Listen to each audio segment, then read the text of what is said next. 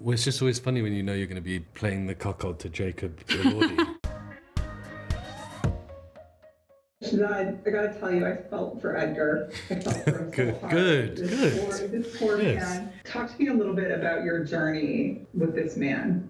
Well, it's just always funny when you know you're going to be playing the cuckold to Jacob Elordi, who's this stunning Adonis Aussie dude. Like it made it easy. You know, you turn up at like that bit at the dinner table when when Heathcliff retired. It was just like, oh. It's that guy. And then just to find all the nuances and talk with Emerald about just the complex nature of a husband allowing or knowing what his wife is doing. And they're all in the same house, and it's just the place of order that just becomes chaos. And it sort of seeps into all of their lives and sort of destroys them. But I guess trying to get across that sort of grief, I guess. Emerald talked about how, because it was such a small cast, that really impacted the success of the filming. Did you find building these relationships, being close with each other, really impacted your performance?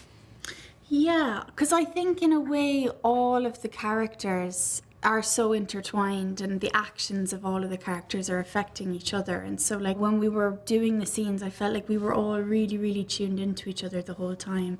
But we'd had this sort of rehearsal period beforehand, and like Emerald did create a lot of time for us to get to know each other. And some of us obviously knew each other before and stuff. So there was like a very familiar energy between all of us before we started filming. By nature, then all of the characters are very kind of just intertwined, so I think the energy was very connected. So many members of Saltburn had made an appearance in Wuthering Heights. How did that come up?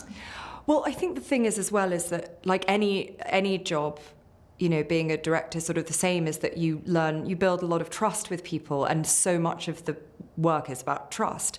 And so, you know, we had almost everyone on the crew was the same crew that we had for Saltburn, which was just so magical. And I think that when I met Jacob and when I was working with him on Saltburn, what I found very remarkable about him and what I was looking for in the part that he played in Saltburn was, on paper, Felix, the part he plays, is he's a right? He's entitled, he's spoilt, he's got a saviour complex. He picks up and puts down girls as quickly as, you know, a Diet Coke. He treats his friends poorly. And so the game of it was, is there somebody who can make this character the most lovable character in the world, and to make us understand him? And of course, when the movie came out, everyone was like, he's the nicest guy ever, which is a testament to Jacob's beautiful performance. And so when it comes to Heathcliff's an extremely, extremely complex, difficult, often unforgivable character. And therefore, I knew that I wanted to find somebody who had the thing that Jacob has, which is a sort of deep tenderness that would make the unforgivable forgivable. And it's very, very similar with Margot. You know, Margot's kind of a god because she's not like anyone I've ever met. She's so clever, she's so talented, she's so beautiful, she's so funny and dark and interesting. Bronte goes out of her way to describe Cathy as being somebody who's recreationally cruel, who enjoys hurting people just so that she can win them back. You know, she's capricious, she's spoilt, she's avaricious, she's vain, she's all of these things, and it needed a Scarlett O'Hara or an Elizabeth Taylor. It needed somebody who we didn't care. She is so much herself that we forgive all that. And so it needed someone like Margot. And to me, Margot kind of embodies that thing of like that sort of charismatic womanhood. It's sort of somebody that you would just forgive anything. The familiarity is just so helpful because you know that you'll be able to have a shorthand with those people. And, you know, similarly with Alison. Alison is just so deeply, deeply talented, and Isabella is such a difficult part. Isabella has an awakening. Then the awakening may be disturbing, but it's real. And it's something that is sort of transformative for her, for better or worse. So I knew that it needed somebody like Alison, who played Venetia so beautifully in Saltburn. You know, it needed somebody complicated. I was obsessed with Hong and Shazad, and I just desperately wanted to work with them. So it's always that thing of you want familiarity and something new. Margot and Jacob both have talked about how chemistry on set of this cast was really remarkable. Their work is so detailed and it's so generous. Acting is extremely hard when you're doing it at the level that they are, with the amount of scrutiny that they do it under.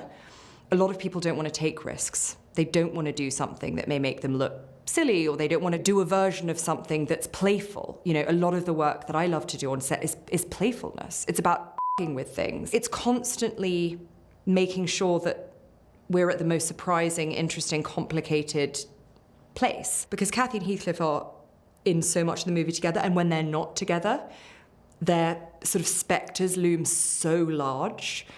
You have to have them be as close as that. You have to have them trust each other that much. And everyone on set is the same. The amount of trust and love and friendship between the whole cast was just... It's the only way I would ever want to work. Emerald's just such a creative genius, and I think when she sinks her teeth into anything, she just has such a unique and brilliant point of view. You know, she has like a really deep understanding of like gothic romances, and this particular story was really, really meaningful to Emerald. She always talks about how when she was 14 she read it, and it was sort of her awakening in many senses, and sort of like her introduction into like adult emotions, and she really is such a perfect person to direct it because she has such an understanding of it, but then such an individual sort of perspective or point of view of the novel. And to take on something as big and dense as this, I think you really have to sort of focus on what bit you're trying to like explore. Tell me, what was it about this story that stuck with you for so long that you needed to make a movie about it? So I think it was just how it made me feel. It's still the only thing that has made me have this very singular feeling of complete and utter heart-wrenching kind of tragic romance, and also discomfort. I mean, the book itself, for those of us that really love it, it is just about love. It still remains the same. You know, people still find themselves choosing between the same things that Kathy found herself choosing between, which is, you know, comfort and safety and a kind of uncomplicated love on the one hand, and then something that is transcendent but also extremely dangerous. And I think any of us for the last 200 years since this book was published understand that pull and how difficult that is. And so the idea of Emily Bronte in her house 200 years ago writing something that felt so immediate and so powerful, I wanted to see if it were possible to make something that had that feeling. You've spoken about how you feel like your movie is more of an inspired by than an adaptation. Can you explain to me why that distinction is so important? I mean, I think that firstly, it's because the book means so much to me. What I had to kind of do early on was sort of give myself permission to say, okay, I can't ever adapt a version of this novel that is going to be a perfect adaptation in the old-fashioned sense, because it's simply too complicated, too dense, it covers too strange amount of time. Even Virginia Woolf was having to kind of write down the names of all the characters to kind of keep track of what was going on. It's a very complicated beast. So what I wanted to do was try and distill the feeling that I had reading the book, whilst preserving as much of Bronte's incredibly beautiful dialogue, because she is just one of the greatest dialogue writers of all time. You know, having read the book many, many times over my life, but having not read it, you know, for a couple of years before I decided to kind of start thinking about it as an adaptation, I wrote down the things that I remembered from the book.